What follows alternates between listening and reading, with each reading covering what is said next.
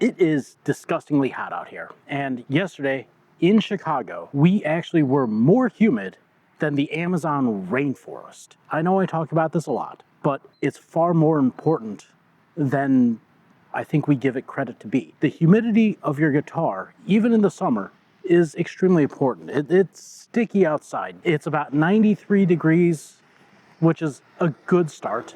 But more importantly, it's really humid. Without further ado, I want to get out of this heat. But this humidity, which is really hard to see, and this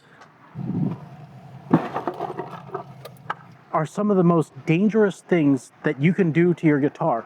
But the problem is that you won't see the consequences of it until it becomes winter. So, don't do this. Right now, it's 110 inside of my car. I had the air conditioner on for a few minutes, so the humidity is down a little bit. Don't just leave your guitar in the backseat, because your car is one of your most dangerous places for your guitar. It's really nice drinking some bubbly, non-brand specific sparkling water from a major box club. Now that I'm out of the heat and not melting, the relative humidity is actually behaving today, but I was actually inspired by yesterday, where the relative humidity was somewhere around 93%, which is extraordinary. Now, if you consider that when you bring that air in, that's going to jump it up to almost 100% relative humidity, which is not good for your guitars. And I know we talk a lot about humidity, but here's the thing.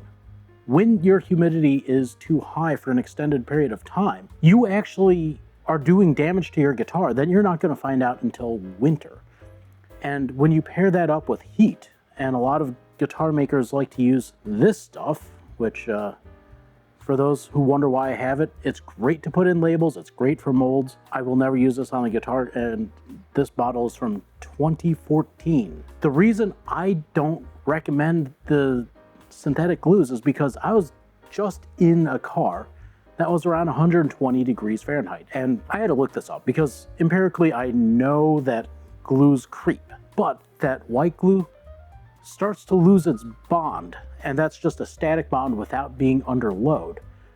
At 135 to 140 degrees, and by 160 degrees, that means that it's completely coming apart. With that said, when you are having your guitar, which is under tension, you've got a load along the joint of your neck, you have a load placed on the heel, and you have a load placed upon your bridge. All of those will begin to weaken the structure. For a little bit of time, that's okay, but I've known plenty of people to take a guitar, put it into their car, and forget about it. And I'm just talking about glue at the moment. I'm not even talking about the finish. So the glue itself will begin to expand. You start to get what we call the heave as it telegraphs through the seam, and you actually start to see a little peak showing. And I get a lot of people bringing in their guitars saying, hey, I've got a top crack on my guitar. No, it's just the center joint that's opening. Well, not opening, it's the glue trying to escape because it's too hot. And then they say, oh, my action suddenly went high. Well, that's because the glue got loose and the tension of the strings pulled everything forward. So those aspects are just so incredibly harsh and brutal for your guitar. That should be the number one reason why not to store your guitar in too high of a heat. Now, heat and humidity don't always go along together. You can have a dry heat. Ask those in the desert Southwest, they get a dry heat. You can get a wet heat. Ask those in northern Minnesota, here in Chicago, or Central Florida, Orlando. Or actually, I think the hottest I've ever been was in Atlanta. You guys get that really, really hot, humid air that just kind of rests upon you, and that is a recipe for disaster. When you have your top, and due to the function of the way that the guitar is built, you have essentially a locked outline. And if the guitar gets too humid, the top expands, but can't expand past the edge of the top. So it's relatively locked, unlike a violin, which has an arch, which allows it to breathe a little bit. I know a lot of violinists and cellists and bassists who have a summer bridge and a winter bridge.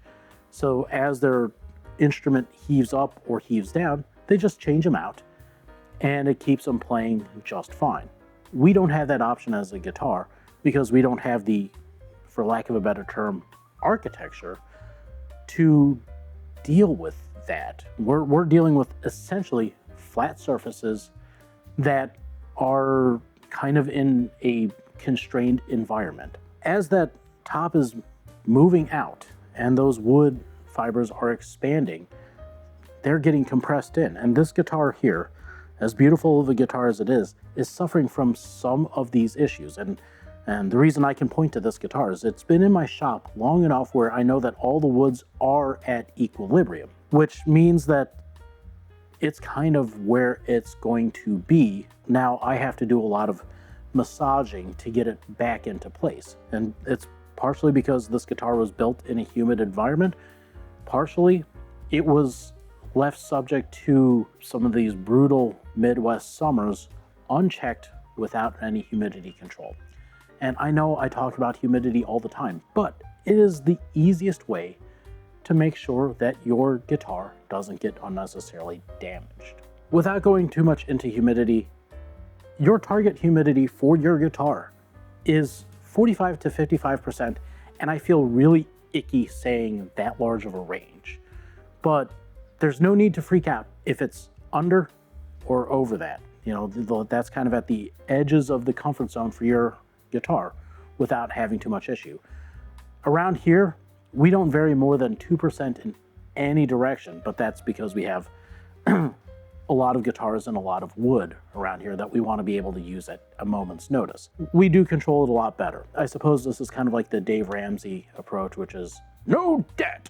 And I have to be the war cry of only 50% relative humidity, no matter what. If you let your guitar get outside of that range too much, then, you know, you can have some issues. We always talk about relative humidity versus absolute humidity. The reason being is that it's due to the air capacity or the air carrying capacity versus the absolute amount of moisture. Because if you have X number of grams per cubic centimeter of area, we are talking about the absolute relative humidity.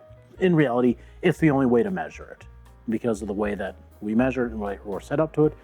Absolute humidity is it's a fallacy that you would talk about in meteorology class in college, not something that's useful in the real world. What are some signs to look for if your guitar has too much humidity? First and foremost, you're going to have to look at the waist of the guitar, and this one is a prime example, where you can see that the binding is being pulled away from the sides because everything is trying to shrink around it as the back expands. It's hard to see on this one, but on the back, if you see lumps between each brace where the back is essentially trying to get away from itself, that is a sure sign that there is excess humidity. Although this one doesn't have the problem because the back itself is not entirely connected to the braces. So that's something that we're going to have to look for.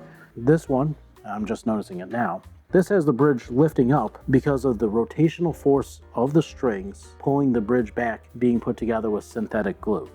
So there's a whole lot of issues that come across from too much humidity and too much heat. So how do we fix this? Well, first of all, stop using your humidifiers in the summer.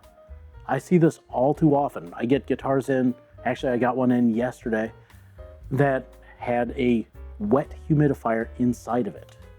And it was exhibiting most of these problems. And in fact, the reason why it came in was because the person refused to stop using their humidifier. And I told them, look, yes, humidity is good in the winter.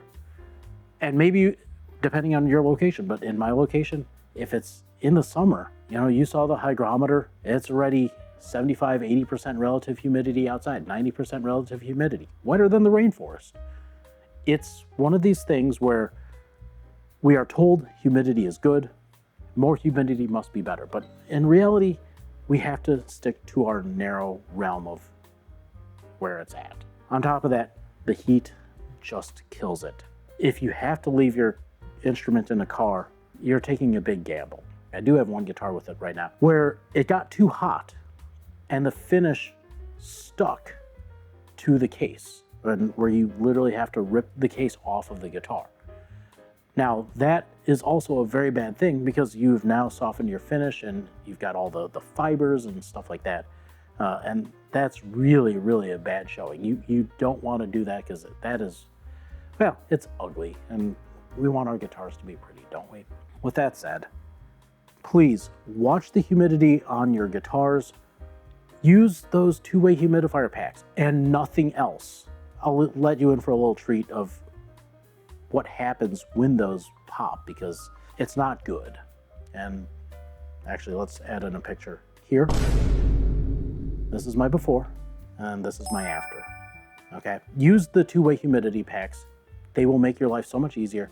Don't add anything else. If you don't think that they're doing anything, I promise you, they are. If you've had one pop, you probably were using it incorrectly, because I've handled thousands of these things at this point, and the only ones that have popped are the ones that are handled incorrectly. So, with that said, thanks for watching.